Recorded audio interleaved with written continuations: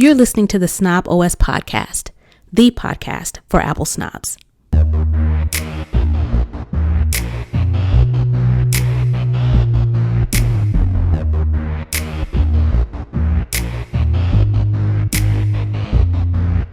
Hey, this is Nica Montford, aka Tech Savvy Diva. Yo, this is Terrance Gaines, aka Brother Tech. And welcome to the Snob OS show, the show for Apple snobs, where we talk all things Apple and then some. Welcome back, everybody, to this week's episode of the show. We definitely want to thank you all for tuning in and allowing us to bring you this show. Couple quick housekeeping things.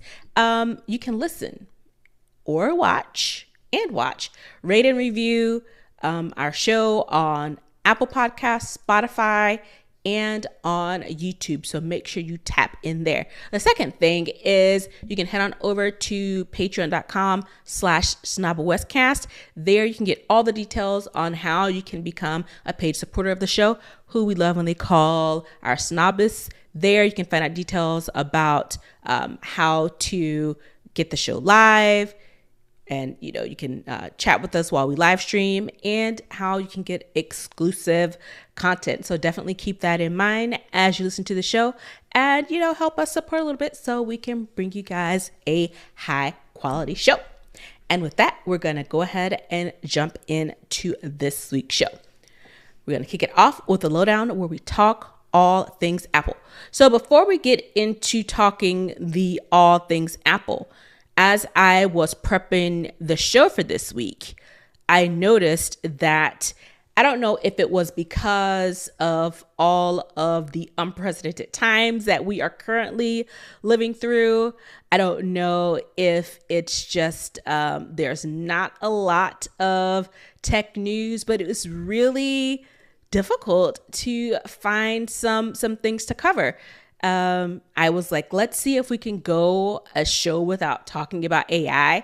But of course, all of the main headlines are AI dominated because everybody is getting in on this AI wave. That's all everybody is talking about at all. At all. And I was thinking, well, maybe it's because, like I said, of the unprecedented times we're living in, which I really wish we didn't, or if it was because we just had WWDC and last week it was all about the keynote address and folks digging into the different sessions and downloading the betas, playing with them, looking around, seeing what's out there, or if we are just, everybody's on a bit of a summer break. But I don't know if you've noticed how some of the tech topics, it feels like a lull to me.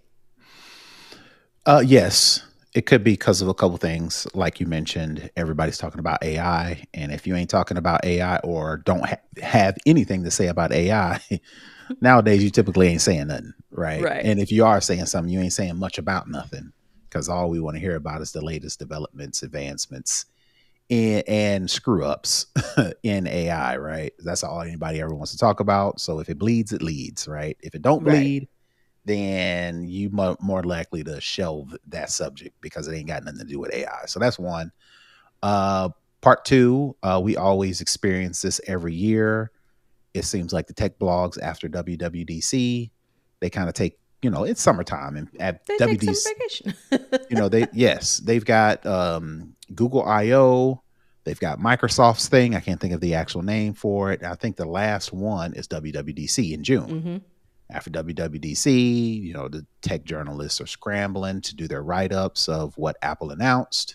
And then after that, I assume they take vacation. It's summertime, families, kids, whatever the case may be, in addition to, that being the last big event, big tech keynote until the fall. Mm-hmm. I think people are using that as a time to take off, which means less tech news. So those are the two things I'm attributing it to, with a close third being all the stuff is happening with our democracy. I think people are all fixated on that stuff, more so than, what's going on with my internet or my phone. Right. And I have to say, most of the Apple related things that I saw were about features for iOS 26. Now they've been able to dig around into it. The rumors have ratcheted up. I've seen some things talking about what's coming in 2027. And I'm like, we're not even at the halfway point of 2025 yet. And you're already making suggestions. You're already, you're already looking forward, and we haven't even gotten through what we have. And my thing is, I didn't want to go through too many of the what I love about the OS 26, any of the OS 26 models, because one, it's June. We won't see this until September or October. So we got another 3 or 4 months.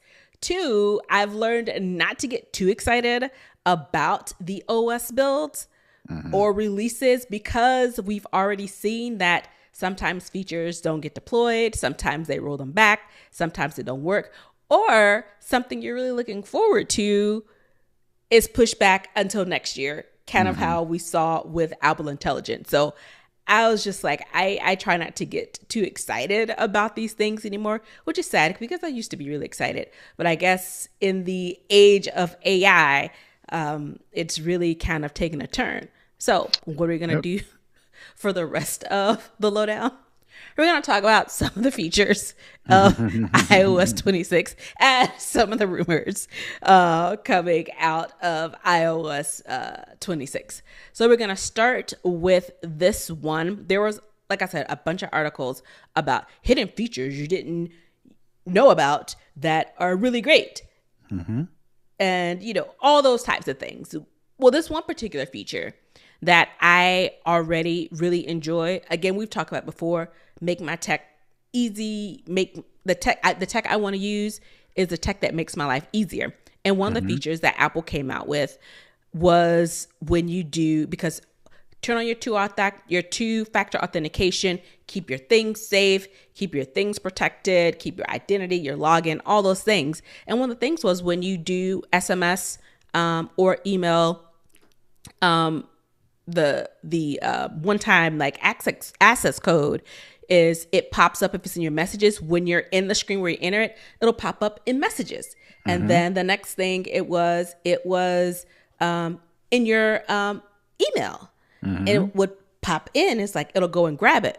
Well, this new feature that's supposed to be coming out in iOS 26 is now not only allowing those features for Apple native products, meaning messages and your Apple email from the Mail app, it's now coming to third-party messaging and email apps. Apps like your Gmail, or what's some of the others, like WhatsApp, or Signal, Telegram, all those types of things. It's now coming to this one time code thing. Autofill feature is going to give you access through your third party apps. So that's kind of ratcheting it up a little bit. And it's also Mac OS Tahoe, the new the Mac OS 26 is going to enable this autofill for third-party browsers. So think of your Chrome, your Firefox. And again, before, this was just for Safari. If it's popping through Safari, we're gonna pop it in there. Now you will be able to get these one-time codes, this autofill feature on those as well. So I was like, okay, this is definitely something new. This is definitely Apple kind of opening the gates a little bit and not having it so closed off. You think it's a good thing, bad thing, could lead to other things, or hey, let's open it up to everybody else? Well, try not to read too much into it, but maybe Apple is starting to slowly but surely accept that people are not deep into the ecosystem. I give my wife as a perfect example. I get her all the devices. So anytime she needs an upgrade, anytime she needs a new phone, replacement phone, new watch, whatever the case may be, I buy it for her. But what she does with it is her business. What she does a lot, which not infuriates me, that's strong. It bothers me that she will use her iPhone and then use Chrome all the time, right? And the only reason why that bothers me is when we go to exchange something. Like, I give you the scenario. We're sitting in the car, we're about to pull off, we're about to leave, right? Mm-hmm. She has the address. Or I'm driving, I say, look up the address. She'll go onto Google Maps, look up the address, and then all right, send it to me because my phone's already plugged up to the car. I've already got the maps and stuff on the dash. So send me the address. Well, not normally, in a ecosystem world, she's using Safari and she's using Apple Maps. So when she needs to share the address, all we got to do is touch the phones together. It'll send the address over to my phone. Boom, automatically load it up in Apple Maps. We're good to go, right? Since she's using Chrome, she has to figure out how to copy and paste the address. And then she's got to open up messages. She's got to create a new message. She's got to add me as a recipient. She's got to paste the email, the address. And hopefully she didn't. What happens is when she thinks she's copying the email, the address, she's actually copying the link. So she'll send me a link to Google Maps. And I'm like, well, so it's a whole thing, right? So all that to say, people like my wife will probably benefit the most from this feature, because if she's using Chrome heavy and she's logging into a website or whatever, and she's got two-factor turned on, and it says, we've sent the code to SMS or whatever the case may be, but she's in Chrome waiting on the code. No big deal. It's a 4-dime code. She could go to her messages, read the 4 digits, go back over to Chrome, manually enter in the 4 digits, and then you're good.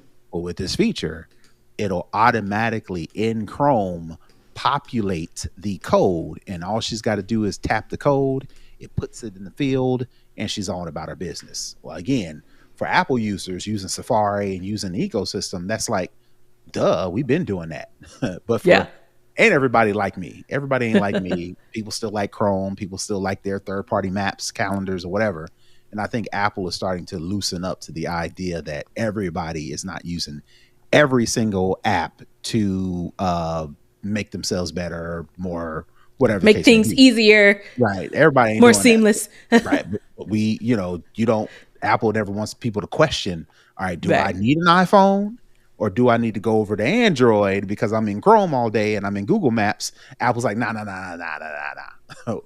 Let's just open this up a little bit. Let's just, See what and I think, like, I agree. I think they are realizing that it is a segmented part of the population that is all in on the ecosystem, and that's all they use. But they may be missing out on some people maybe coming over by closing it off so much, and they're used to using, their favorite app. So we're getting tired of the limitations that some Apple services have. And I mean, I'm an Apple fan, but there's some things that Calendar can't do and Reminders can't do. So I shouldn't be shoehorned completely into using those to get the best experience. I should be able to I pay for the phone. I should be able to use the phone how I want. Now, of course, using other stuff may mess with Apple's, this is how we want things done. Integrations. But everybody ain't there yet. So it's like, what do you do? Do you just keep them away, or do you figure out a way to keep them buying your phones? Right. So that is something that's coming up. The other thing, it's a rumor, and it's been one for a while. But again, as I mentioned, a lot of the stories have been focused on, what's coming. And a lot of times people get these betas just to snoop around. A lot of times they don't necessarily even really care about, the features that are coming. They just want to snoop around and see what's coming. Yeah, they can see. It's like, ooh, maybe we can get an idea of this or what or that, or maybe this is the clue. They left this little breadcrumb so that we can kind of see what's going on. Well, that's exactly what has happened with iOS 26 beta. We've talked about it before. I've mentioned that is something that I'm kind of looking forward to, especially in the smart home game. But Home OS, I think is what they've called it, is basically the smart device where it's like the merging, the baby of an iPad and a HomePod.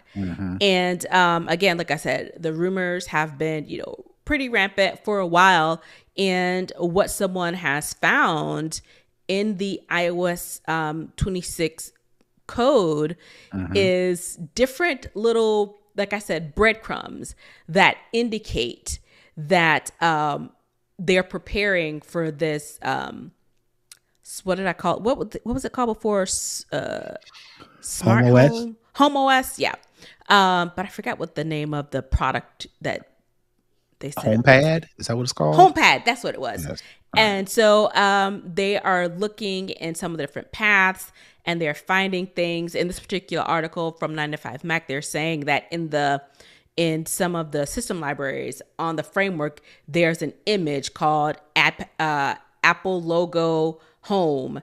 And the suffix for it, which is the home, which is giving them hints that this is what these different types of assets are for. They've already created them. They just kind of stash them somewhere until they are ready to be used. So it's one of those things where, again, like I said, people kind of dig through the muck to see if they can find a gotcha or a breadcrumb that says, see, I predicted it, I knew. So it's one of those things that we've seen before. We've seen people do, especially when there's new software coming, and it kind of just feeds kind of the rumor monster even more. That says, "See, I told you, I was on the right track," and Apple is showing us, it's letting us know that this is what this is coming. Yeah, like I said before, Apple needs to hire me as the chief rumor dispeller. I don't know if that's a job, but my perfect job at Apple would be to purposely put stuff like this in stuff like this. So to throw the tech journalists, to throw the people who are digging through all this stuff, throw them off the beaten path. Give them something, right? So they go, but it's fake. So they go attack that instead of attacking this real thing that's over here. So that would be my whole, and that would be the same thing. I do that with the people trying to dig for information, and also I would do that for people trying to leak information. I'm gonna give you a specific breadcrumb, and I may give you, this other person, a totally different breadcrumb.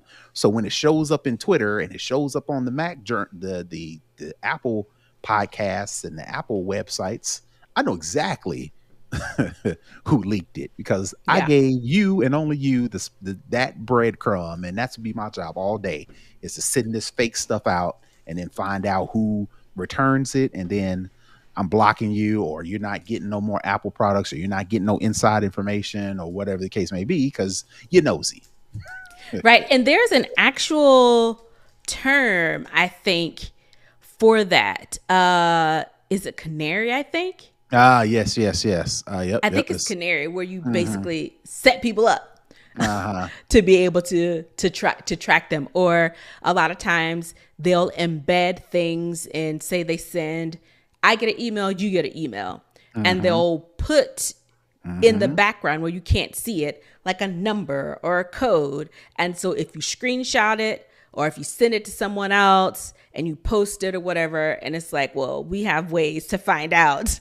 Let's look at the metadata, or let's highlight it all, and it'll, give the context in the background so we can find out who actually was trying to be a little snitch and be an op, to kind of like say, hey, we trying to let the people know before it's time to let the people know. But in any event, a leak canary, I think is what it's called. I don't know. Something like that. It's something canary. That's the only part I remember. But yeah, so I have to say, I hope this is true. But at the same time, like we've mentioned before, like we talked a little bit last week, there are so many other things that I think Apple could be focused on rather than new products.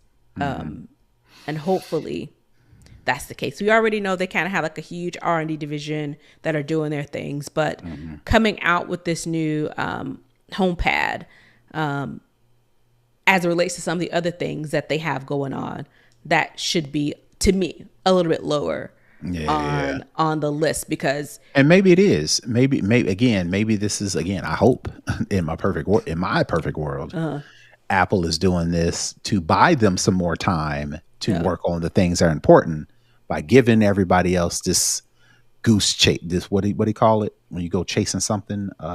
Goose chase. Yeah, give them this goose chase, this wild goose chase, this adventure, this side mission.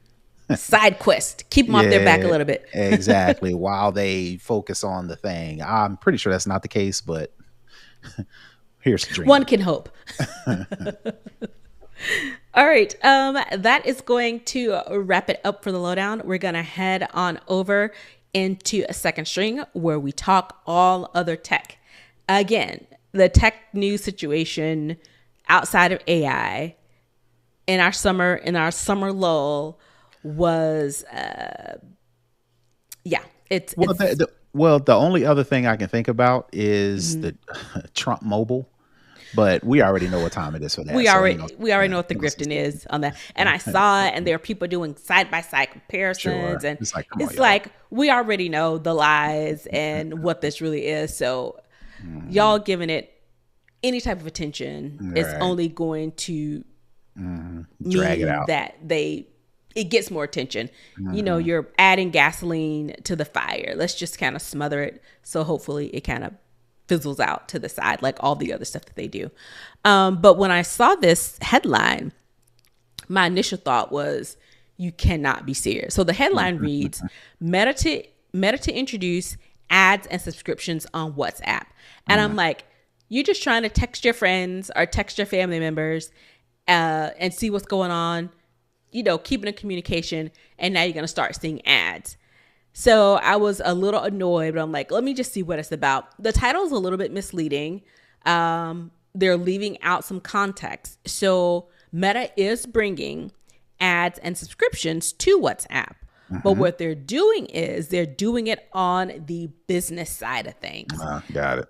And so it won't, and I'll say it won't yet, because if this seems to be a moneymaker and generator of income for Meta, I see that they could easily move this over to the, you know, consumer, friends and family side of things if this starts to generate enough money. But currently, in this current iteration, this first iteration of ads and subscriptions, if you use this just for personal conversations, it'll be the same. No changes, no issues. But what it will do on the business side of things, what they're saying is they're allowing business expansion for WhatsApp. Because we talked about WhatsApp, I think when they said it was coming to iPad, I'm like, and Americans aren't typically the focus for WhatsApps. A lot of international communities use them. I know when I travel, most times it's, hey, what's your phone number? What's your WhatsApp? And you connect with WhatsApp and you coordinate pickups or drop-offs or those types of things. So this is what they're saying. The vice president of product management for Meta says, people really want to chat to businesses on their own terms, and they want to do it in a place where they already spend their time, which is on WhatsApp. So what this will do, these ads will show up on a new tab called Updates, and you can start a conversation with the business. So say you get an ad for, I'm actually looking for air purifiers, because I think that's some of the issues with some of my skin issues is, you know, things in the air. So I'm looking for air purifiers. So they'll probably show me ads. If I'm searching for air purifiers, I'll probably start seeing air purifier ads in this Updates tab. And then you can click on that tab and you can have direct conversations with that business. Whether if it's something you're interested in, you can start those conversations there. So I don't know how I feel about this. it could be good or it could be bad, because it's saying it allows you not only to interact with the business, but you can actually follow the business and Yeah, for any news or announcement. So it's almost like bringing in it's almost like a like social Facebook. media aspect It's like to Facebook. chatting. They are turning WhatsApp into Facebook with ads all over the place, because in the story it also mentions that business users can also pay to Mm-hmm. have their content pushed to WhatsApp's however many million users. Mm-hmm. That's not, they didn't say nothing about exclusively to business users. It says, here it is, it says channel, this is channel part with the subscriptions. Channel Mm-hmm. operators will be able to offer subscriptions to exclusive content when the new features roll out. Channels can also pay to be promoted to the app's 1.5 billion followers. So Mm-hmm. while it's free for us, the consumers, just to chat back and forth to friends and family, make group chats, for business owners, Facebook is coming for your money, right? And they're Mm-hmm. enticing you by saying, hey, you've got this channel that you've curated with your customers. Well, then you can also promote that channel to the regular folk. And Mm-hmm. what business is not going to do that? Because 1 point however many billion people, potential customers, if you charge me $100, $200 to promote to them, I'll do Mm-hmm. that, you know. Right. But the problem with that is it turns it into Facebook, to where if I open up WhatsApp and just want to chat with Nica, or just want to chat with a group chat, vacation group chat or whatever, Mm-hmm. now I have to contend with all these ads that the business owners have put into my main feed, or whatever they call Mm-hmm. the thing for WhatsApp, right? So that's one. Number two, we mentioned businesses everywhere all over the globe use WhatsApp. Mm-hmm. Now this may be an additional expense they have to incur to pay for chatting with their customers and Mm-hmm. promoting their business. And like we mentioned, there's some people out there that's not using the internet at all. They're just Mm-hmm. using WhatsApp. What's that? Right. So they ain't got the internet at all, because there's a reason, because money's tight, whatever the case may be, they can't afford it. So Mm-hmm. they're using WhatsApp as an alternative, as a quick and free and easy way to chat with customers. Well, if Mm-hmm. now Meta's going to be charging me for stuff, now what I'm going to do, if I can't afford it And again. boosting my competitors. So And, if and, I'm a and, small business that does this and there's a large company that does the same thing and they're paying, they're going to get popped up to the top and I'm going to and, get pushed down lower. and not pushed down by default, but Facebook, Meta may do that shadow ban and stuff like that, to where if I'm just a regular old business and I want to promote something or whatever, and I didn't pay for it, Mm-hmm. I don't put it past Facebook at all to put a shade over that Pull the message, to shade where down a little bit. people can't see it, because that's what's happening in Facebook proper. Yeah. That's the main complaint with Facebook. It's like, I just want to see my friends and family stuff. Mm-hmm. And we've got to contend with ads, and we've got to contend with people promoting stuff and boosting stuff. And we Mm-hmm. have to contend with, if I just put a post out there, all my people ain't going to see it because of the algorithm and because of all these other things. Well, if you bring in all that to WhatsApp, it might as well just be Facebook. Right, because it's called the updates tab. And again, like I said, it's a very slippery slope, because this is going to generate income. And they may do this for 6 months to a year, then here comes a redesign of WhatsApp. All of a sudden, this has now slipped into, because of the redesign and the way we've redesigned the app, now it's just ads on non-business side of things. So like I said, it's a very slippery slope. And if Meta can see that this is making money, I don't foresee it staying just on the business side, because again, they said if you just use it for personal, you'll be fine, allegedly, for It'll now. be free.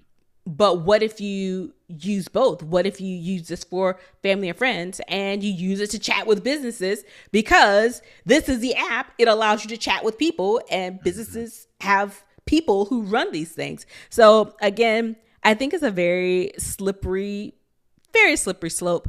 And I'm interested to see what this will look like, because I'm looking at my WhatsApp now and I'm trying to figure out on the design. There's already a tab that says updates, So have they already implemented this?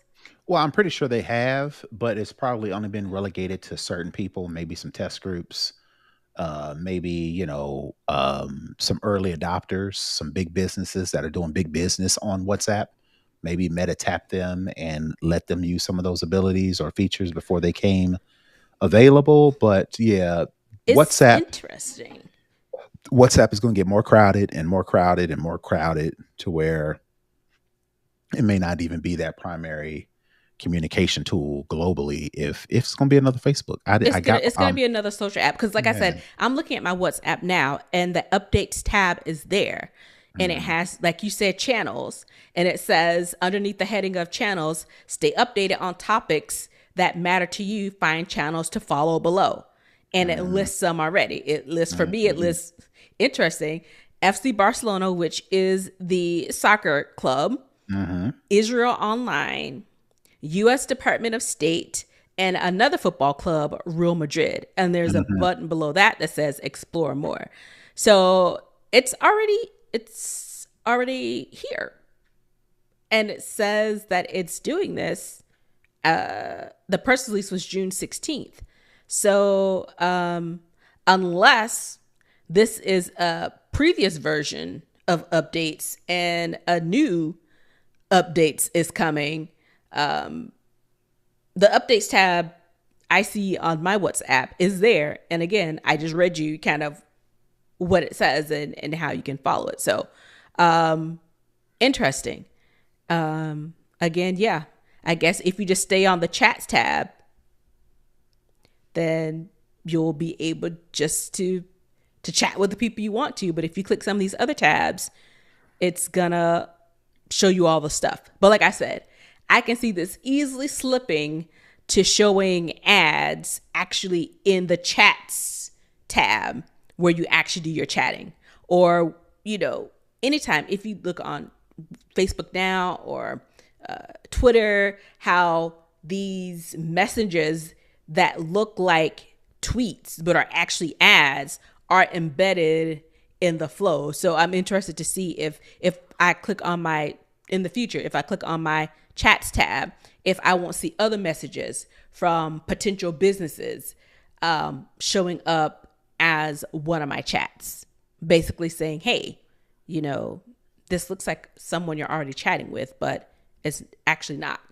So like I said, slippery slope, and Meta's finding more ways to get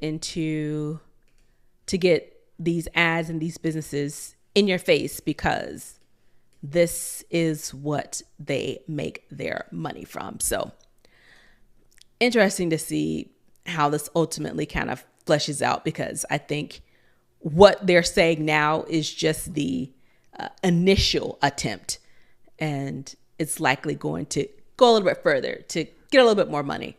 So we'll see how that works out. But to be forewarned, we told you it's coming.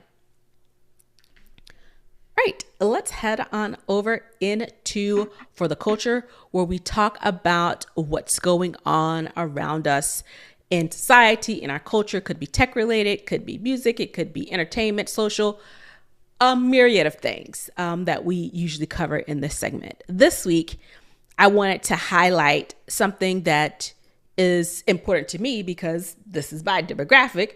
And as we look around what's going on, as we talked about before, the unprecedented times we live in, we stay in, can't seem to get out of, won't leave us alone. And so this popped up, and I did not put the link in here, so I'll do that.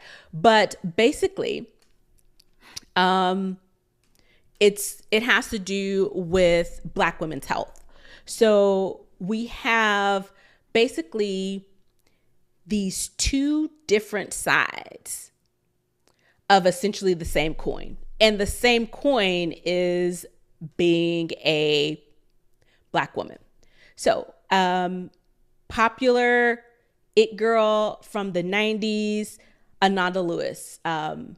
If you were a millennial, an exennial, a Gen Zer, and a Gen Xer, it's a very specific kind of demographic. You know who Ananda Lewis is. She was a VJ for MTV, really popular. She was a journalist. She headed Teen Summit. She was pretty much everywhere in the music and entertainment scene in the 90s and 2000s. Unfortunately, this week, she passed away at the age of only 52 from stage 4 breast cancer. And I'll kind of tie it together at the end when I say both parts. But again, well-known, well-liked, really popular. And again, 52, died of stage 4 breast cancer. Now, we all know how cancer really takes over, all different kinds of cancer. She had breast cancer.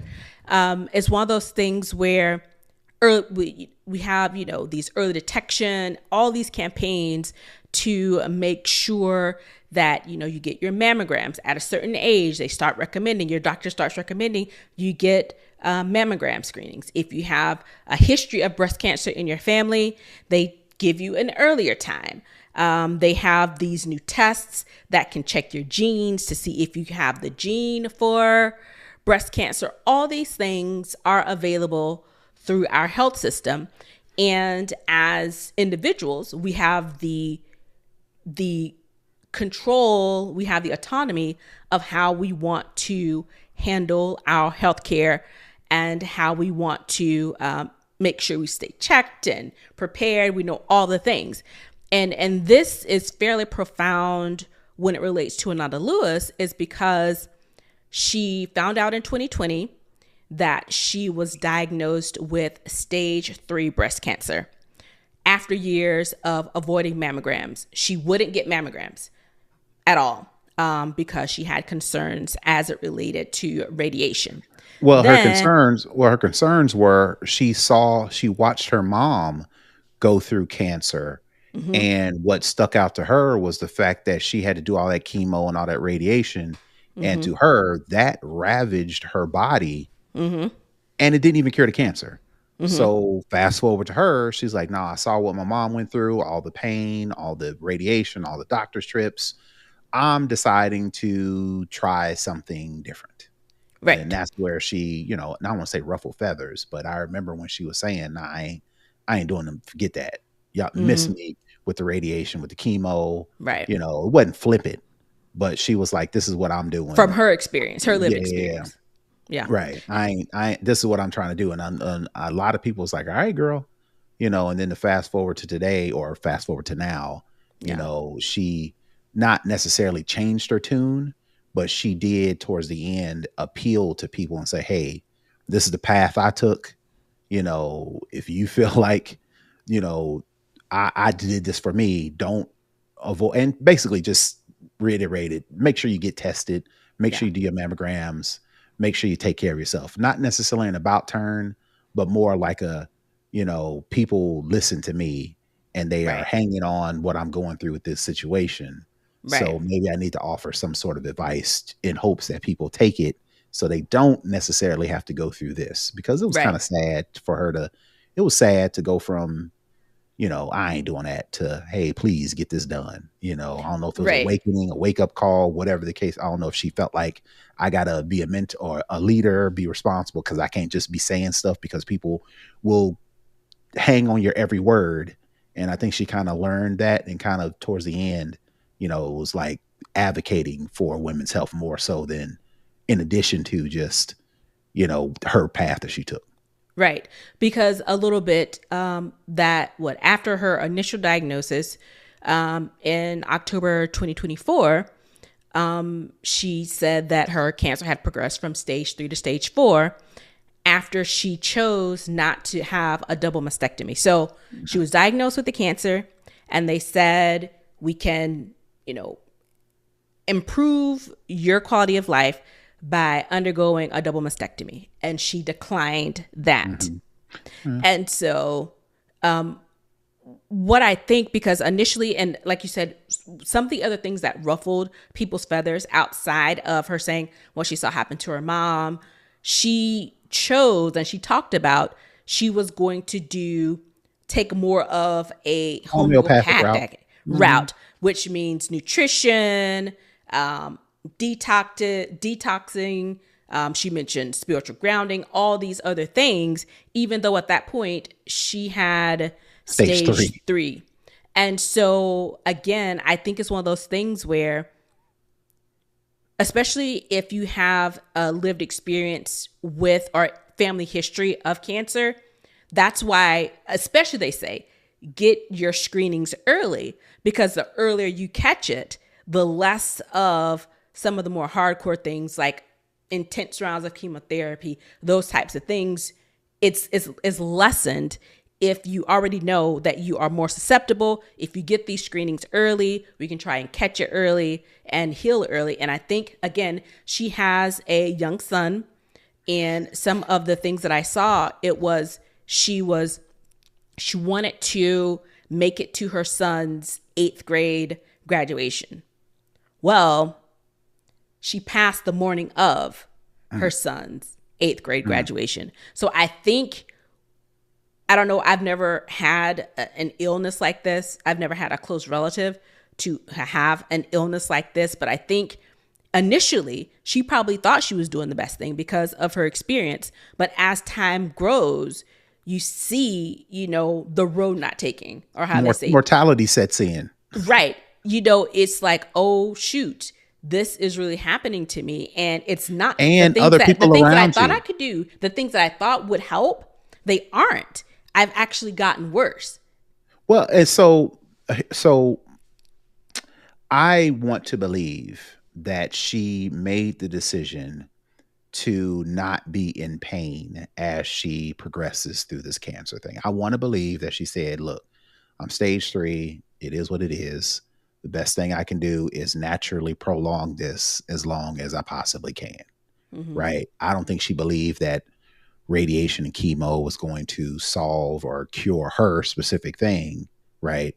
Because you mentioned once you hit stage 3, it's, you in for a rough ride past that, Right. Personally speaking, me and my wife had experiences with people with these kind of illnesses, and that cancer, that the chemo is rough on your body, and you see the immediate effects. A lot of people feel like, oh, you're losing your hair because you got cancer. No, you're losing your hair because the radiation is burning it out of your skin or off your body, right? Right. So women with the bald heads, with the fancy head scarves, trying to make the best out of a worse situation, but people can tell, right? So I'm hoping she was like, I don't want to deal with that. It is what it is. I'm gonna try my best.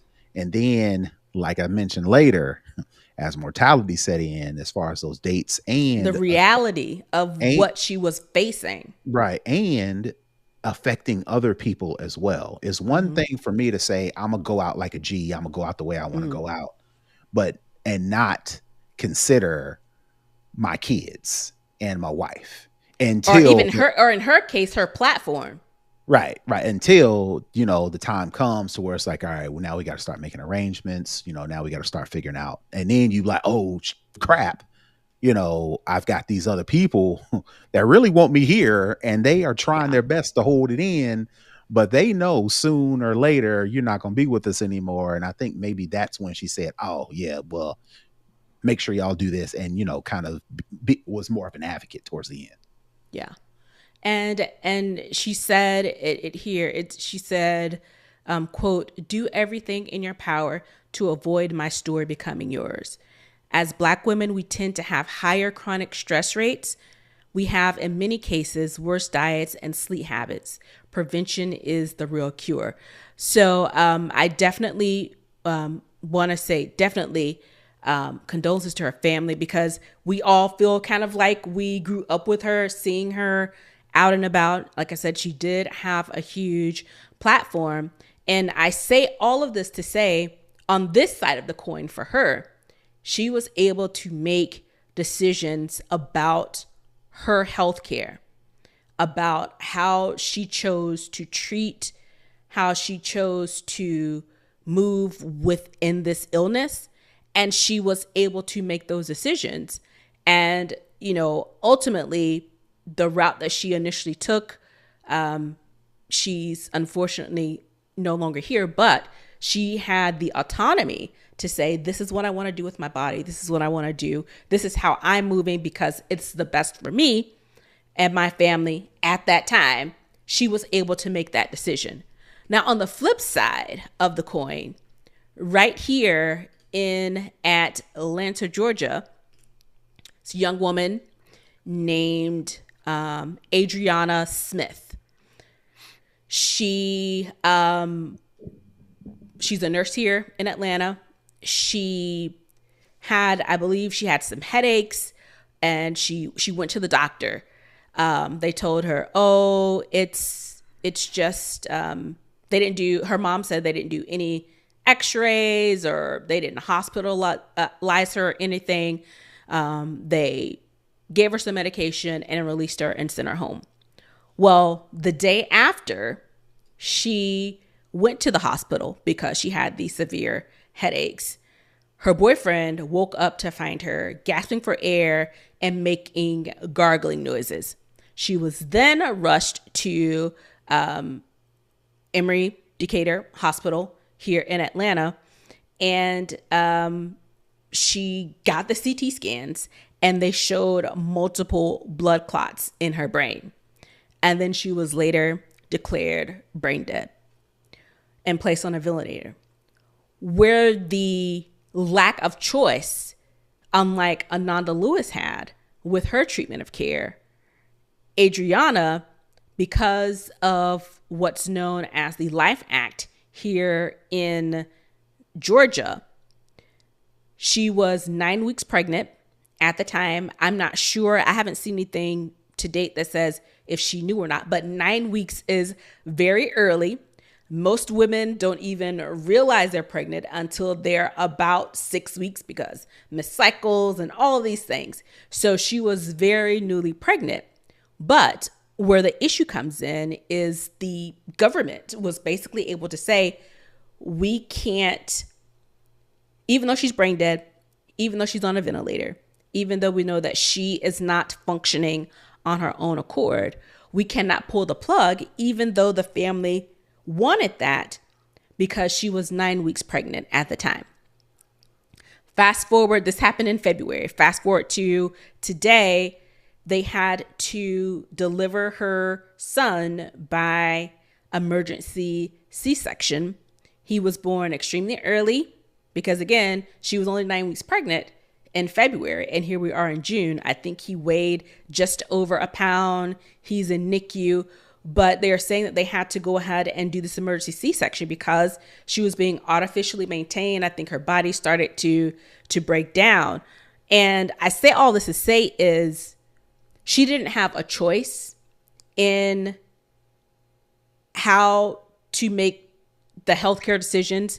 Her family, who would in turn make those decisions for her, they were not able to make those decisions as well. So now you have this woman who they've kept on a ventilator for 4 months, February, March, April, May, June, for 4 or 5 months.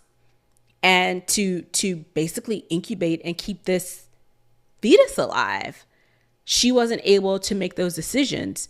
And now we have 2 children because Adriana already had a son who don't have their mother. We don't know if this child is going to have any additional issues because it was born so early and it was being kept alive in a person who was artificially being kept alive. So it's one of those things where on one side, you have someone who can make decisions about their health. And on the other side, you have someone who can't make their own decisions about their health. And therein lies the dichotomy of what it means to be a woman, and in these 2 specific instances, Black women, in health, and how we are able to choose to live our lives and and navigate the society. Both of these scenarios are truly heartbreaking. In one instance, choices were able to be made, and in the other instance, choices for themselves weren't able to be made. Yep. Sad all the way around. I hope the state of Georgia and this hospital eat that bill, that hospital bill that went along with keeping that lady alive and going through this process. Again, we don't know what the family would have decided to do, but you made the point that they didn't even have that choice. So if you're going to remove the choice, my choice to make on my behalf and the behalf of my loved ones who I am directly responsible for, Right. you take on that responsibility. All right, you take on that responsibility. Don't be sending me no hospital bills. Don't be trying to get into charge my insurance. I gave you the instructions that I felt like I wanted carried out. You decided to go another route. That's on you, baby. So at the very least, they need to eat that bill, eat that hospital I hope bill. they don't send these people they're going to send it. Oh, it's coming. It's coming. For it's not coming. Only, it's going to be two bills. The bill to keep Adriana alive, and then the bill to keep this new baby alive. Yep. And it's just one of those things where it's almost unfathomable that a family can say, you know, this is not what we want for our child, because this young lady, her mother was her next of kin and was in charge of making those decisions, but she could not.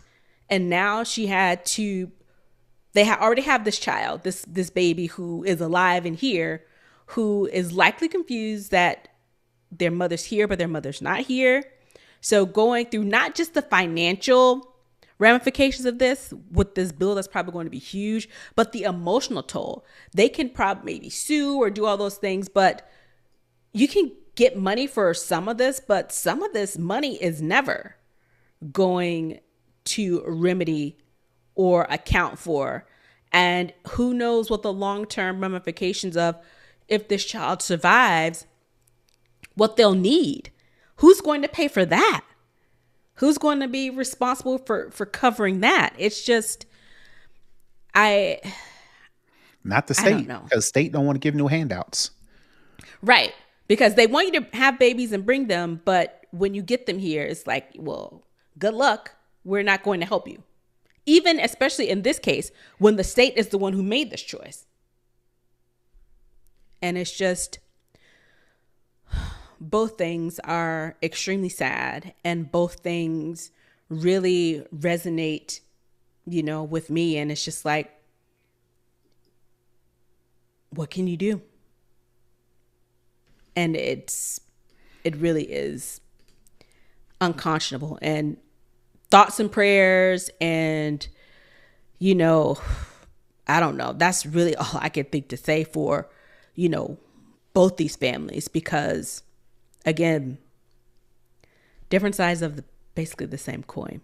So definitely prayers to both these families for their children and their loved ones, because it's just really, it's sad all the way around. Yep. All right. Moving on from that devastating news, let's head over to the hookup for our tech tip of the week. All right, this one's pretty easy. If you are interested in signing up for the Apple Card, they are running a special right now. If you do sign up and get approved for an Apple Card, you will get $100 daily cash after spending $500 in your first 60 days of card membership. So if you're thinking about an Apple Card, reason why it's convenient, because especially if you have an iPhone, it just lives on your phone. You can use it anywhere Apple Pay or cash contactless payments are accepted. And it's just an easy way to pay for stuff, which may be too easy, so you get into debt. But if you like the convenience, I can attest that Apple Card is super simple to use. No websites, no convoluted payments. You just pay off the other cards on your account or from your bank account, and you get cash back whenever you spend or you actually use the card. So again, if you are thinking about it, sign up now. The offer is good until July 7th. So we've got maybe a week or two, maybe 3 at the most. And after that, the promotion is gone. So that's my hookup. If you want to get an Apple Card, do it now because you'll get $100 in daily cash after spending $500 in your first 60 days of membership. And we know that Apple does not like to give away deals. So here you go. Get it while you can. One of the rare deals that they are going to give you. With that being said, that's going to wrap up the show for this week. Brother Tech, where can the people find you? Sure. You can find me all over the internet at Brother Tech. That's BROTHATECH. And you can find me at Tech Savvy Diva everywhere. Again, definitely head on over to our website where you can get all sorts of details and information about connecting with us, commenting on our show, sharing our show, and supporting our show. Again, go on over to snobboyscast.com to get all of those details. And with that, we will see you next week. Peace. Bye, everybody.